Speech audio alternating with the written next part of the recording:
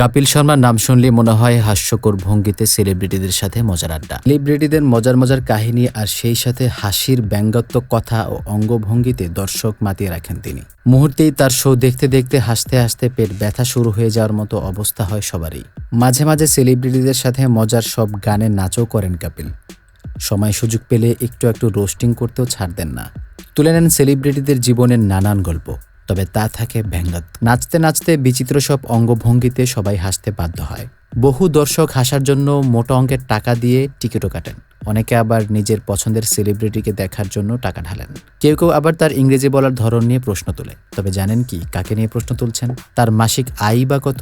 বলিউডের বাঘা বাঘা সব অভিনেত্রী, অভিনেতা, গায়ক, গায়িকা, পরিচালক সবাই নিমন্ত্রণ পান তার এই শোতে আসার জন্য। তার এপিসোড প্রতি ইনকাম কিছু বলিউড অভিনেতা অভিনেত্রীদের থেকেও বেশি। এপিসোড প্রতি কপিল শর্মা নিয়ে থাকেন 30 থেকে 35 লক্ষ টাকার মতো। তবে আগামী এপিসোডগুলোতে তিনি 50 লক্ষ টাকা দাবি করেছেন। প্রতি বিজ্ঞাপনে নেন 1 কোটি টাকার মতো, যা দিয়ে সাধারণ মানুষের সারা জীবন চলে যাবে। 2022 সালে তারা মোট আয় ছিল 245 কোটি টাকা। তবে 2023-এ আয় আরো বেশি হয়ে দাঁড়িয়েছে।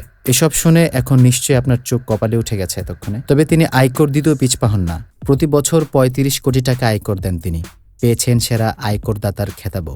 বর্তমানে the great Indian Kapil Sharma শোটিতে নেটফ্লিক্সেও স্ট্রিমিং হচ্ছে। কপিল শর্মা শো এর অন্যরাও পায় মোটা অঙ্কের টাকা। সুনীল গ্রোভার নেন 25 লক্ষ টাকা।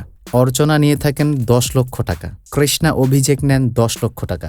সর্দা নেন 7 লক্ষ আর রাজি ঠাকুর নেন 6 লক্ষ টাকা। 5টি এপিসোডের জন্য কপিল শর্মা নিয়েছেন 26 কোটি টাকা। তবে এ টাকার পুরোটা নিজের নয়, সহকর্মীদের টাকাও এখানে ছিল।